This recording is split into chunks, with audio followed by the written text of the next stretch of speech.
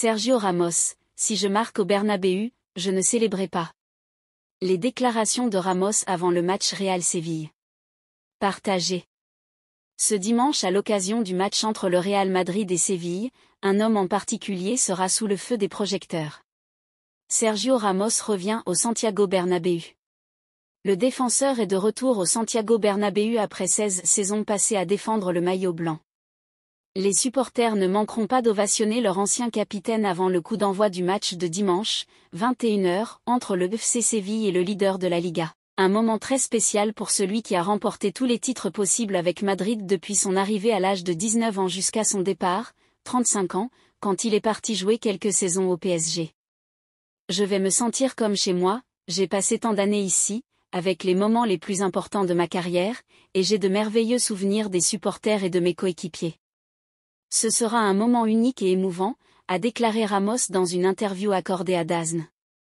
Le défenseur ne cache pas que le pronostic, en principe, n'est pas en faveur de son équipe, le Real est le favori pour tout gagner chaque année. Ils traversent une bonne période, ils sont leaders et ils ont des joueurs d'une qualité extraordinaire.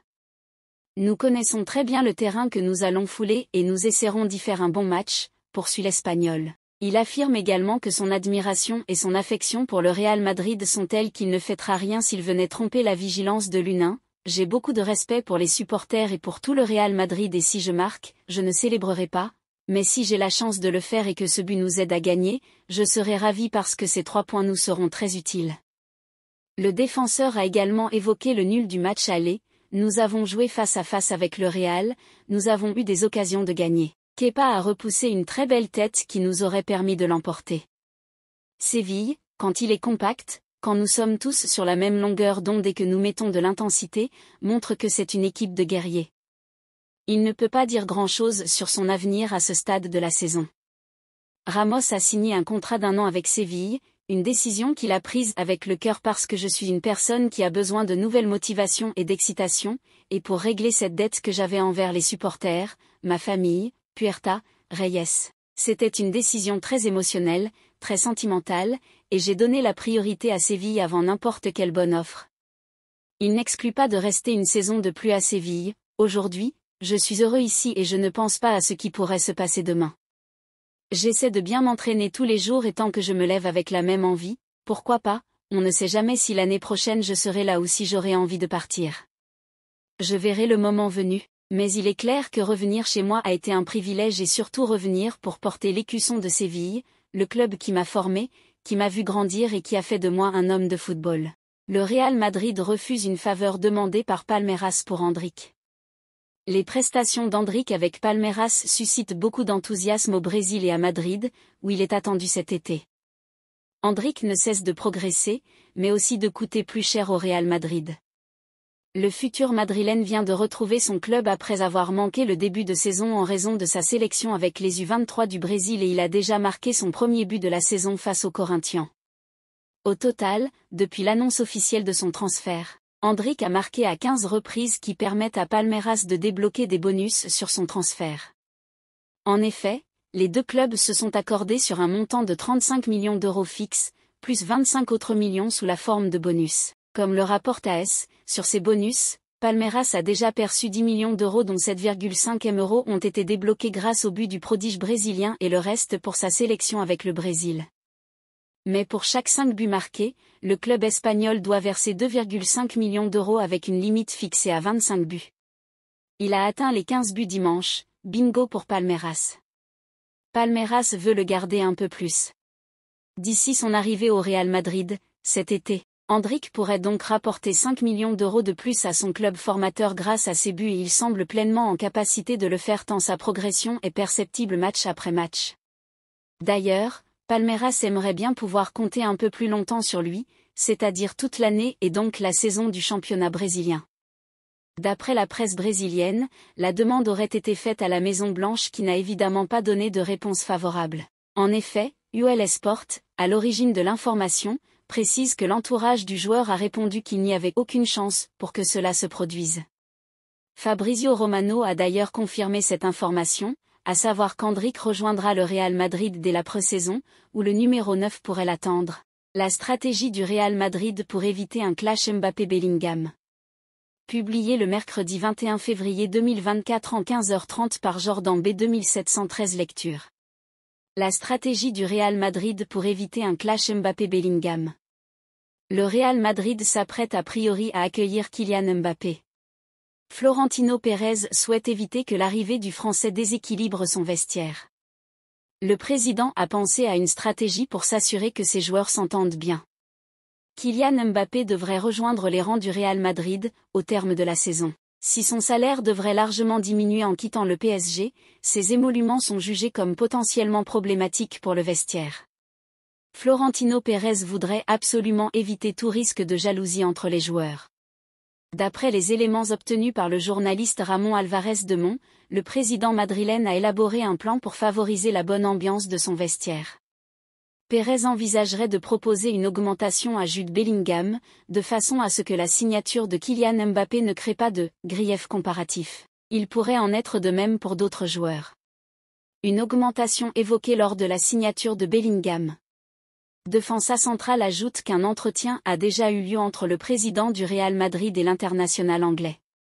L'Espagnol lui aurait demandé de ne pas s'inquiéter, précisant qu'il tiendrait les accords prévus au moment de sa signature. À cette occasion, les discussions auraient évoqué une rapide augmentation de salaire si les prestations du numéro 5 étaient à la hauteur des attentes. Selon l'équipe, Kylian Mbappé devrait percevoir un salaire de 30 à 35 millions d'euros bruts par an, dans la capitale espagnole. L'attaquant devrait également toucher entre 100 et 130 millions d'euros au titre de prime à la signature. Enfin, le Real Madrid lui reverserait une partie de ses droits d'image, ce qui devrait contribuer à augmenter ses émoluments. Le quotidien français affirme que le Real Madrid n'a pas proposé autant qu'en 2022, 50 millions d'euros par an, brut. Son salaire au PSG serait de 72 millions d'euros bruts par an, sans compter les primes. Le capitaine des Bleus fait donc un sacré pas en arrière pour rejoindre la formation madrilène. Real Madrid, un cador européen intéressé pour Gullit. Après seulement 5 matchs avec le Real Madrid et 92 petites minutes jouées, le Turc est en difficulté au Real Madrid. Zapping 11 mondial exclu, l'interview, petit frère, de Moussa Diaby. Arda Güler a rejoint le Real Madrid cet été en tant que nouvelle pépite du football mondial, mais son aventure espagnole ne se passe pas comme prévu pour le moment.